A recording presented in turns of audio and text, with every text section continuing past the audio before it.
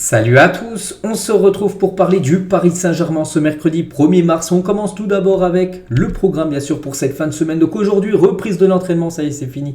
Les vacances parce que hier et avant-hier c'était jour de repos à la suite de la victoire magnifique du PSG du côté du Vélodrome. Donc aujourd'hui, entraînement, demain également entraînement. Vendredi, entraînement, on peut voir aussi la petite caméra et le micro, ce qui veut dire conférence de presse de Christophe Galtier parce que le lendemain, donc le samedi, ça sera un match. Le PSG reçoit l'équipe du FC Nantes, ça sera à 21h au Parc des Princes dimanche, jour de repos. Et n'oubliez pas que le lundi, mardi, donc il y aura entraînement. Et le mercredi, ça sera le match contre le Bayern Munich. Donc voilà, ça arrive très prochainement, ce match contre le Bayern. C'est dans une semaine jour pour jour, on est le premier. C'est le 8 mars prochain, c'est mercredi prochain. Donc avant, il y a ce match contre Nantes pour prendre le plein de confiance. On va parler de Presnel Kimpembe. Et donc on sait que depuis le classique français, donc il s'est blessé, rupture du tendon d'Achille. J'ai dit c'est une blessure grave qui prend beaucoup de temps de rétablissement, quasiment 8-9 mois. Et du coup il s'est fait opérer, il est obligé de se faire opérer pour que ça accélère on va dire son rétablissement. Et un grand merci pour tous vos messages de soutien. L'opération s'est bien passée, ça c'est la bonne nouvelle. Un grand merci à tout le staff médical du PSG et au professeur James Calder, donc celui qui l'a opéré. Donc les guerriers reviennent toujours plus forts, on espère. Donc voilà, l'image de Presnel Kimpembe avec le point levé. Donc maintenant, on lui souhaite bien sûr un bon rétablissement. Donc voilà, dès qu'il reprendra un peu la course, tout ça, je vous dirai tout ça. Mais bon, ça c'est pas pour maintenant parce que là c'est rétablissement, c'est repos total. Après il prendra le kiné, puis après il pourra reprendre enfin les entraînements, puis après la compète. Mais là on parle quasiment du mois de octobre, novembre, même décembre, fin d'année. Et du coup, ses coéquipiers lui ont apporté quelques messages de soutien comme Kylian Mbappé, les gars, qui a remis la photo de Kimpembe sur sa story Instagram. La même chose pour Mukié, la même chose pour Nuno Mendes, force mon frérot. La même chose aussi pour le jeune Ismaël Garbi aussi, qui a mis la photo de Kimpembe pour lui envoyer de la force. Donc voilà, concernant Kimpembe, bon rétablissement à lui. Un autre Parisien aussi, victime d'une grave blessure. C'est vrai qu'il joue plus du côté du PSG, mais c'est un joueur du PSG prêté actuellement du côté de Fulham. Et c'est Kurzawa, pareil les gars, fin de saison également pour lui. Donc le Parisien actuellement prêté donc, à Fulham souffre d'une rupture du ligament croisé antérieur après un choc survenu dimanche dernier, c'était à l'entraînement. Donc c'est pas la même blessure que Kimpembe, mais c'est une blessure qui prend quasiment autant de temps pour se rétablir, ce qui veut dire voilà, que la fin de saison, enfin c'est fin de saison pour lui, même peut-être fin d'année, il reviendra peut-être au même niveau que Kimpembe en fin d'année. Donc lui souhaite aussi un bon rétablissement à Kurzawa qui reviendra de son prêt là, cet été du côté du PSG, mais il sera bien sûr blessé. On va parler cette fois-ci de la Youth League, c'était la Ligue des Champions Juniors et hier, en plus j'ai regardé le match, c'était à 16h, j'ai regardé cette rencontre du PSG du côté de Dortmund.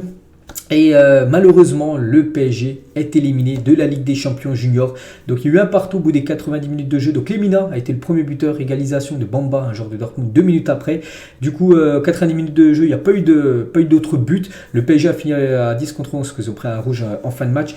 Donc voilà, après il n'y a pas de prolongation en Youth League. C'est directement en séance de tir au but et comme souvent, que ce soit le PSG, que ce soit l'équipe de France ou même les clubs français. En général, avec l'Europa League il y a quelques jours, c'est défaite au tir au but. On a beaucoup de mal. Bref, le Borussia Dortmund a marqué tous ses buts, pas un arrêt du gardien parisien, dommage. Et côté Paris Saint-Germain, donc tout le monde a marqué sauf le dernier. J'ai plus son nom. Je crois que c'est lui les gars. C'est Ilyes Ousni. Voilà, où le gardien, il n'est pas super bien tiré comme son penalty. Bon, après le gardien, l'arrêt. Bon, c'est comme ça, les gars. C'est la séance des tirs au but. Et malheureusement, le PSG est éliminé dès les huitièmes de finale de cette Youth League. Donc voilà, c'est triste, mais c'est comme ça. Et c'est dommage parce que Ismaël Garbi avait l'occasion. Là, c'est quand le PSG joue avec un joueur en moins. Ils ont une énorme occasion en fin de match. Regardez, il est au point de pénalty. On peut voir le point de pénalty qui est même derrière lui. Donc il est encore plus près des buts. Et il n'a plus qu'à la transformer du pied gauche. Et je crois qu'il force un peu trop sa frappe. Puis ça passe. C'est hors cadre. Dommage parce que là, il restait une poignée de secondes. Et là, il y aurait eu but. Le PSG aurait été quasiment sûr d'être qualifié en quart de finale. On revient les gars sur Ilyes Ousni. Donc Luis Campos considère le jeune Ilyes Ousni comme l'un des talents les plus prometteurs du centre de formation du PSG. Donc le FC Barcelone et Manchester City ont longtemps supervisé le jeune attaquant qui a finalement décidé de signer son premier contrat professionnel au PSG. Ça c'est une bonne nouvelle parce qu'on sait souvent qu'il y a des jeunes joueurs à l'époque qui ne jouaient pas avec l'équipe première et qu'on préférait plutôt quitter l'équipe. On pense à Kouassi, on pense à Coman, on pense à Diaby, on pense à Nkunku, voilà tous ces joueurs. Enfin, peut-être qu'il y en a qui ont signé en professionnel, mais vu qu'ils jouaient peu, ils ont quitté le club. Pas lui, les gars, pourtant il y a quand même City et le Barça qui étaient intéressés. Il a préféré rester du côté du club en espérant qu'il puisse réussir avec l'équipe première. Le PSG, les gars, surveille la situation de Gvija Kvaratskhelia, un joueur géorgien qui fait une énorme saison du côté de Naples. Donc City, Newcastle et le Real Madrid sont également intéressés par ce joueur. Donc Naples n'est pas vendeur mais pourrait demander jusqu'à 114 millions d'euros si une équipe est intéressée. Bon, après il est jeune, il a 22 ans ce joueur, c'est qu'il a un très gros niveau, surtout une grosse révélation cette saison. En début de saison, personne ne le connaissait, maintenant je pense que tous ceux qui suivent le foot le connaissent. Donc bon, après est-ce qu'il coûte 114 millions d'euros, j'en sais rien, mais voilà, le PSG garde un œil attentif sur cette jeune pépite géorgienne. Léo Messi dans la plus belle ville du monde. Une petite photo de Léo Messi. C'était hier du côté de Paris. Donc aujourd'hui, reprise de l'entraînement. Je vous montrerai demain les photos de l'entraînement de la reprise, bien sûr, des joueurs parisiens. Toujours avec Messi, concernant le trophée The Best qu'il a remporté. N'oubliez pas les votes de Léo Messi. Donc il a mis Neymar, son copain, du côté de Paris, en première position. Il a mis Kylian Mbappé, son collègue parisien, en deuxième position. Et Karim Benzema à la troisième position de ce trophée The Best qu'il a remporté. Des nouvelles d'un autre Argentin, c'est Icardi, qui souhaite retourner en Italie, et l'AC Milan est à la recherche d'un attaquant. Pas de contact avec l'entourage de l'Argentin et le club. Galatasaray veut l'acheter, mais ce n'est pas la volonté du joueur. Donc voilà actuellement la situation de Icardi. N'oubliez pas qu'il appartient toujours au PSG. N'oubliez pas que le PSG quand même paye 90% de son salaire. Je ne comprends pas comment le PSG peut prêter un joueur et payer quasiment tout son salaire, 90%. Seulement Galatasaray paye seulement 10% de son salaire. C'est complètement fou. Bref, donc voilà, lui il aimerait retourner en Italie. L'AC Milan recherche un attaquant. Donc voilà actuellement la situation de l'ancien joueur de l'Inter qui pourrait signer chez l'autre grand club en Italie, l'équipe de l'AC Milan.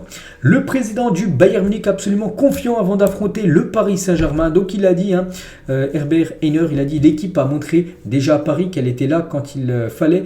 Ils vont maintenant le montrer à nouveau. Je suis absolument confiant contre Paris.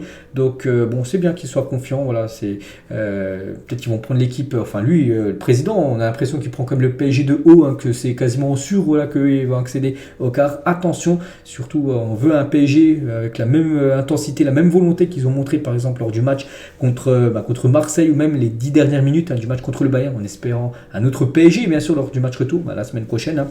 Dans une semaine, mais du côté du Bayern, tout le monde est confiant pour eux, voilà, ils sont quasiment sûrs d'être qualifiés. Attention bien sûr au retour du bâton. Ronaldo, au sujet de Mbappé, Ronaldo R9, pas Cristiano Ronaldo. Donc il a dit lors de cette cérémonie, trophée The Best, donc Kylian est la garantie que ce qu'on fait Ronaldo, Messi, il sera le prochain à le faire. Donc on espère bien sûr que ça sera le même destin pour Kylian Mbappé que ceux de Ronaldo ou même Léo Messi. Et toujours avec Kylian, j'ai dit, il est à 200 buts, donc peut-être le prochain match qu'il va jouer contre Nantes, et peut-être il aura marqué un but de plus, en plus au Parc des... Ce serait magnifique qu'il batte dépasse Cavani, parce qu'il est actuellement au même niveau au Parc des Princes, et ça peut être, je pense que ça sera fait samedi soir. Donc voilà, on peut voir les deux meilleurs buteurs. Ibrahimovic, n'oubliez pas, c'est le troisième meilleur buteur, 156 buts. Neymar aussi, 118 buts comme pour Neymar, c'est pas mal, quatrième meilleur buteur du club. Et Pauletta, 109 buts en 211 matchs pour l'ancien attaquant portugais. Kylian Mbappé toujours, donc lors de la cérémonie Trophée The Best, on a pu voir en gros une déclaration. Quelqu'un lui a dit si un jour il pensait venir en Serie A, jouer en Italie, il a dit si je viens en Serie A c'est que pour l'AC Milan, voilà, parce que c'est un club qu'il était fan quand il était petit. Bon après il n'y a aucune rumeur que Mbappé bien sûr aille signer du côté de Milan, mais bon c'est que dans le foot tout peut arriver, donc on a une petite info concernant Kylian de plus. Et toujours avec Kylian et surtout le futur maillot du Paris Saint-Germain version domicile. Donc c'est pas encore officiel, mais bon il a fuité, voilà à quoi il va ressembler, il va être magnifique. Donc toujours la couleur dominante, le bleu, comme d'habitude, le maillot domicile. Toujours avec le sponsor Nike qui sera de couleur rouge, Qatar Airways, et une bande rouge avec aussi des contours blancs qui passera au-dessus de l'écusson. Donc voilà, ça va ressembler à ça. C'est pas encore officiel, mais c'est sûr à 95% que ça sera ça, le futur maillot avec les shorts et chaussettes. Il va être sublime, le futur maillot parisien. N'oubliez pas le maillot extérieur, ça sera ça. Saison prochaine, un maillot de couleur blanc avec les manches une bleue, une rouge pour faire le drapeau français, bleu, blanc, rouge. Achraf Hakimi serait très calme face aux accusations des proches du Marocain, ni le fait qu'il aurait abusé de la jeune femme, parce qu'actuellement il est accusé d'agression sexuelle. Achraf Hakimi, pour l'instant, il est très calme voilà, par rapport à tout ce qui se dit. Hein. Donc Fanny Collin, qui est son avocate, à propos de l'enquête pour viol, elle a dit les accusations sont fausses, il est serein et se tient à la disposition de la justice. S'il doit répondre à la police, il n'y aura pas de souci. Elle dira tout ce qu'il a à dire. Hein. Achraf Hakimi, donc voilà actuellement sa situation. Face à Marseille, on a retrouvé notre Vitinha du début de saison. On espère qu'il continuera à jouer avec ce niveau. C'est vrai qu'il a fait un gros match contre l'équipe de Marseille. Peut-être son meilleur match depuis qu'il a rejoint l'équipe du PSG. Donc après, il va falloir confirmer, surtout être régulier. C'est vrai qu'il était régulier en tout début de saison, au mois d'août, début septembre, puis après, on ne l'a plus du tout vu. Là, depuis la reprise de la Coupe du Monde, c'était très compliqué, à part le match contre Marseille. Donc maintenant, il a fait un gros match contre Marseille, il faudra faire un gros match contre Nantes et peut-être un gros match contre le Bayern, bien sûr, s'il commence dans le 11 de départ. Quel avenir pour Kimpembe après sa grave blessure? Donc, quelles conséquences pour une prolongation de Sergio Ramos vu que Ramos, on ne sait pas s'il va prolonger ou non, mais vu que Kimpembe n'est pas là jusqu'à automne prochain, du coup, on pense que pour Ramos, du coup, il pourrait peut-être être prolongé, vu que Kimpembe ne sera pas là.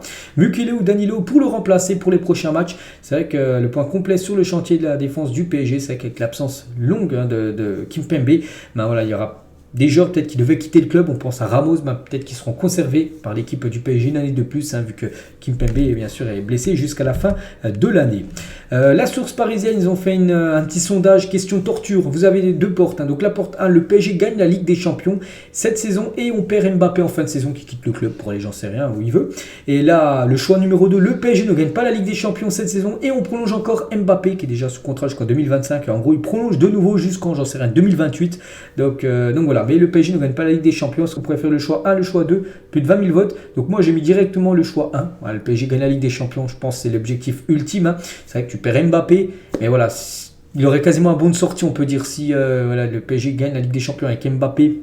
Il aurait un bon de sortie, même si bien sûr, si à la Ligue des Champions gagnée, le mieux serait de conserver bien sûr Kylian. Et bon, s'il faut choisir un des deux choix, je pense que beaucoup, 75% des votants, mais le choix 1, je pense que c'est le choix que tout le monde veut. À quel joueur pensez-vous en premier en voyant ce maillot? C'était le maillot en gros version Ligue des Champions il y a quelques années, je ne sais plus c'était quelle année exactement. Donc moi j'ai pensé directement à Marquinhos avec ce maillot parisien, je crois que c'était lors de la saison 2017, quand par exemple Neymar et Mbappé est arrivé au club, leur première saison, donc le PSG jouait avec ce maillot tout noir. Donc moi je pense à Marquinhos, tout à gauche, qui avait les cheveux un peu courts à l'époque. Donc n'hésitez pas à mettre, vous avez pensé à qui en voyant ce maillot en premier. Donc voilà ce qu'il y a à dire aujourd'hui. J'espère que ça vous a plu. On se retrouve demain pour le prochain numéro concernant le PSG. Allez, moi je vous laisse, bonne journée à vous et à demain.